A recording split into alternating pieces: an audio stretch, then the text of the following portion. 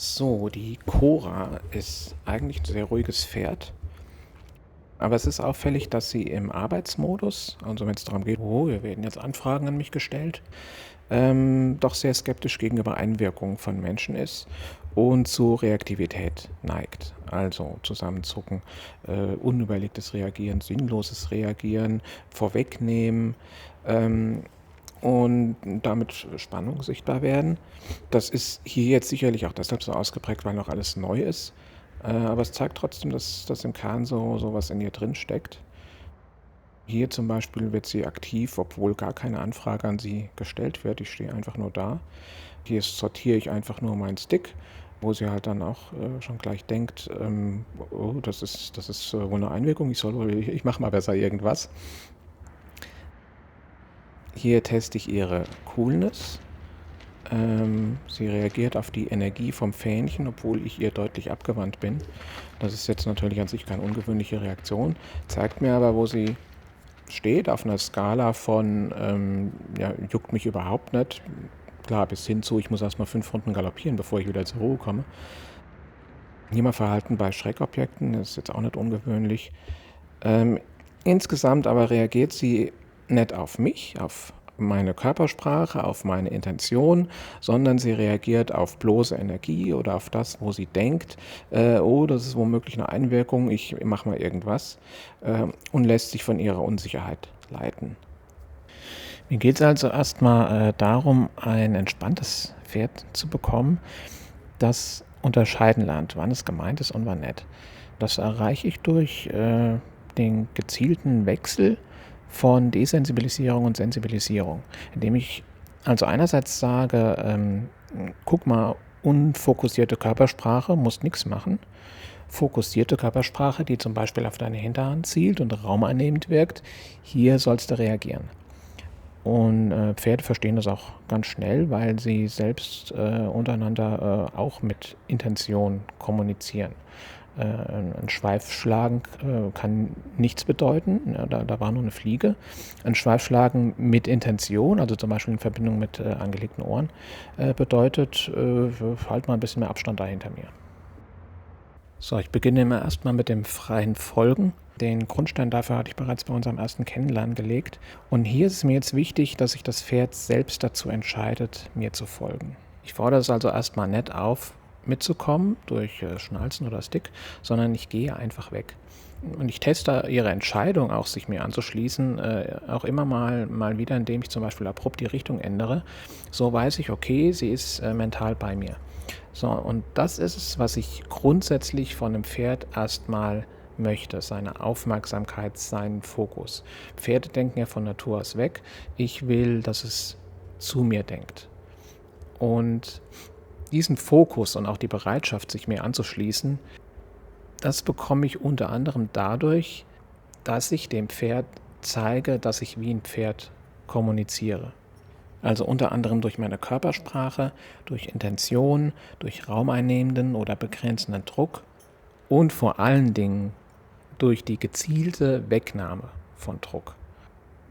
Das kennen Pferde aus ihrer eigenen Kommunikation untereinander auch, und ich muss in der Hinsicht dem Pferd auch gar nichts beibringen. Es muss nur merken, der Typ ist zwar kein Pferd, aber er verhält sich wie eins. Ja, den kann ich verstehen, das macht Sinn für mich, dem höre ich zu.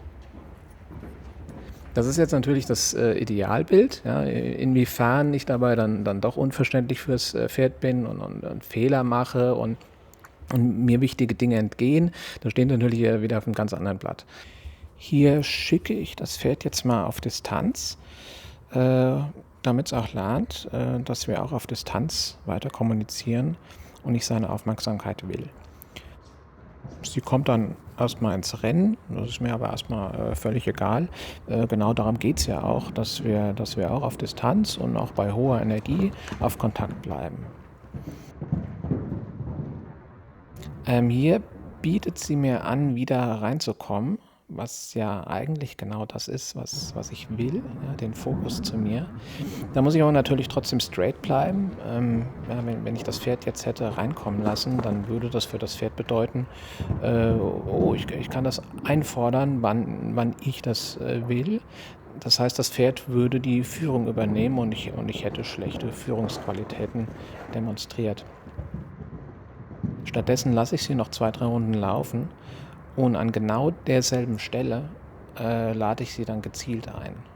Und damit zeige ich ihr dann, ja, ich habe das vorhin zur Kenntnis genommen, ich gehe auch darauf ein, ähm, ich behalte aber trotzdem die Führung. Und wie es um die Führung steht, wird von den Pferden natürlich auch ganz gezielt überprüft. Wie subtil das passieren kann, sieht man hier.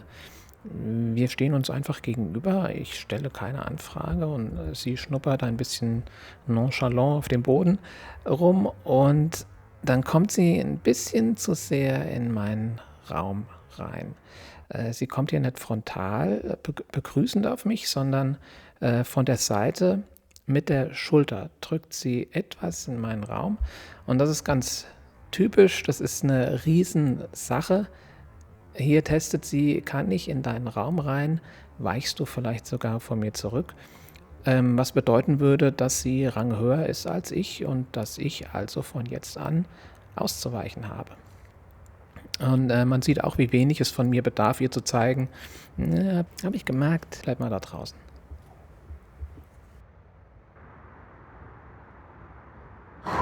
Hier übe ich Innenwendungen, um den Fokus nach innen auf mich zu verstärken.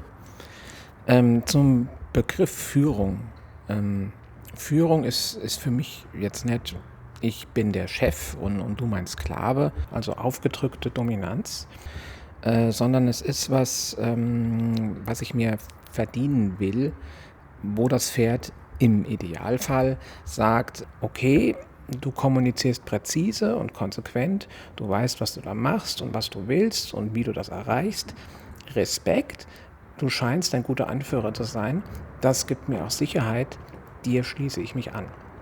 Also wie wenn ich einem Tanzpartner die Führung überlasse, weil er gut tanzt. Aber wie gesagt, das ist jetzt natürlich ja, die Idealvorstellung. Was bei Cora noch im Speziellen auffällt, ist das Blockieren des rechten Auges. Hier will sie beim Rückwärtsrichten nach rechts ausbrechen, zeigt deutliches Gegendruckverhalten und respektiert die Begrenzung meines Sticks nicht. Hier kann ich sie dazu bringen, die Begrenzung zu respektieren, was ich auch sofort durch Druckwegnahme bestätige. Sie fällt hier trotzdem noch in reaktives Verhalten. Durch minimalen Druck auf die Hinterhand bringe ich sie dazu, sich mir wieder zuzuwenden und dafür lobe ich sie dann auch. Hier auch nochmal beim Rückwärtsrichten, wo ich jede Nachgiebigkeit oder Zuwendung sofort mit Druckwegnahme oder Einladung bestätige. Hier bestätige ich sie erstmal dafür, dass sie rückwärts gegangen ist, dann wendet sie sich mir zu. Das bestärke ich durch Rückzug. Und nochmal. Und dann lobe ich sie für die Nachgiebigkeit. Beim Zirkeln führt die Blockierung vom rechten Auge dann auch immer mal wieder zum selbstständigen Richtungswechsel, was ich hier aber ebenfalls konsequent, aber ganz ruhig korrigiere. Das Pferd meint das nicht böse, es ist auch nicht einfach stur, es will mich halt auf seinem linken Auge behalten. Pferde nehmen Dinge auf ihren Augen unterschiedlich wahr, weil ihre Gehirnhälften nur schwach miteinander verbunden sind und rechts ist halt einfach ihr Angstauge, da ist es skeptischer und unsicherer. Dann hole ich sie mir wieder zurück und sage ihr, ja, mach einfach mal. Hier ein Extrembeispiel zum Ausweichen beim Rückwärtsrichten. Sie will permanent nach links oder rechts ausweichen und ich bleibe da so lange dran und korrigiere sie so schnell und mit so wenig Druck wie möglich, ja, bis sie ihren Fokus auf mir lässt, was ich dann sofort bestätige. Eine Einheit später klappt das schon sehr gut. Hier bleibt der Fokus bei mir und ich kann sie gezielt auf den Zirkel stellen. Meistens neigt sie dabei auch wieder zum Vorwegnehmen, will schon mal losgehen und kommt dabei auch ins Wegdenken. Man kennt das ja zum Beispiel auch vom Aufsteigen, wenn das Pferd sofort losgeht. Mir ist es wichtig, solche Vorwegnahmen abzubauen, indem ich den Ablauf immer mal wieder unterbreche oder variiere. Also ich lasse Sie also hier meist dann erst noch mal stehen oder sogar rückwärts gehen, weil ich ein schön abwartendes Pferd möchte, das gezielt reagiert und nicht selbstständig oder kopflos. Hier noch mal 'ne Aufnahme von der, ersten Einheit. Da teste ich, wie gut sie auf meine Energie reagiert. Ich will sie auffordern, mit mir zu traben, was aber überhaupt nicht funktioniert. Sie reagiert skeptisch auf meine Energie, vor allem auf dem rechten Auge auch wieder. Ich teste dann absichtlich mal, wie sie auf gesteigerten Druck von hinten reagiert. Das führt, erst recht dann zu deutlichem Gegendruckverhalten. Also, da kommt schon ordentlich Zug aufs Seil. Ich habe bei unserer allerersten Begegnung auch schon gemerkt, dass sie eine Bereitschaft hat, sich loszureißen und, vor allem auch das Wissen besitzt, dass das zum Erfolg führt. Also, gemeinsames Traben ist jedenfalls überhaupt nicht möglich. Ich übe dann erstmal das Bleiben an meiner Schulter, im Schritt. Ich arbeite grundsätzlich gerne frei mit dem Pferd. Zum einen, weil ich dem Pferd dadurch vermittle: „Du bist hier frei, du kannst jederzeit weglaufen. Ich werde dich zwar wieder zurückholen, aber wenn du weg willst, ich kann und werde dich nicht aufhalten. Ich möchte aber, dass du hier in deiner Aufgabe bleibst.“ Ich übertrage dem Pferd damit 2 Sachen: Freiheit und Verantwortung. Ähm, Ich will eigentlich grundsätzlich mein Pferd so wenig wie möglich mechanisch steuern bzw. korrigieren. Ich will es mental beeinflussen. Denn wenn ich das Denken des Pferdes steuern kann, dann folgen Körper und Beine automatisch. Hier festige ich das Folgen an der Schulter durch den Wechsel von zu mir hin und von mir weg. Und dann kann ich das alles auch sehr schnell übersetzen in den Trab. Hier das erste Mal, da reagiert sie sehr schön auf meine Energie. Hier auch auf dem rechten Auge, wo sie sich noch mal ein bisschen beschwert. Auch gleich mal mit einem Wechsel.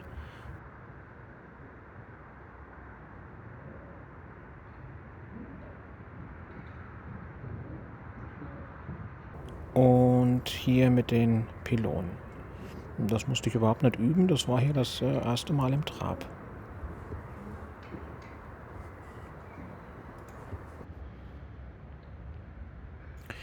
Hier übe ich im Prinzip auch noch mal das an der Schulter bleiben. Hier lernt das Pferd auch meiner Einwirkung zu vertrauen. Hier mag ich zum Beispiel, na, wenn sie so weiter zurückgehen wird, dann wird sie an den Ständer stoßen. Das versuche ich aber gar nicht zu vermeiden. Ganz im Gegenteil, so was ist immer eine gute Übung. Sie tritt dann sogar auf den Fuß vom Ständer. Aber alles egal. Ja, ich gehe da absichtlich auch gar nicht weiter drauf ein. Ich lobe das Pferd auch nicht begeistert und überschwänglich, denn mit solch einem aufgeregten Verhalten laufe ich Gefahr, das Pferd zu bestätigen. Oh, da regt sich auch auf, brenzliche Sache hier. Ich will, dass das Pferd solche Dinge als unbedeutsam hinnimmt, also gebe ich ihnen auch keine Bedeutung. Hier kann man abschließend nochmals sehen, dass sich Cora durch meine Intention in Verbindung mit dem Fähnchen positionieren lässt, während das Fähnchen alleine dann keine Bedeutung mehr hat und ich sie damit auf das Aufsteigen vorbereiten kann, indem ich ihr die Verantwortung übergebe, hier selbstständig ruhig stehen zu bleiben. Ich hoffe, ich konnte einen ungefähren, wenn auch persönlichen Einblick darüber geben, was Horsemanship bedeutet. Die ganzen Konzepte des Horsemanship lassen sich natürlich auch in den Sattel übertragen. Ich wende sie halt nur vom Boden aus an. Letzten Endes ist Horsemanship aber auch eine Einstellung dem Pferd gegenüber. Für mich nährt sich diese Einstellung aus einem Grundsatz und der lautet: Das Pferd hat immer Recht und der Mensch hat immer Unrecht. Das heißt, wenn das Pferd unerwünscht reagiert, dann ist nicht das Pferd dran schuld, sondern dann muss ich es ihm halt nochmal genauer erklären. Ich habe in dem Training mit Cora wahrscheinlich hunderte von Fehlern gemacht. Viele sind mir erst im Nachhinein beim Anschauen der Aufzeichnung aufgefallen. Aber in meinen Augen gibt es keine einzige Sekunde, in der Cora etwas falsch gemacht hätte.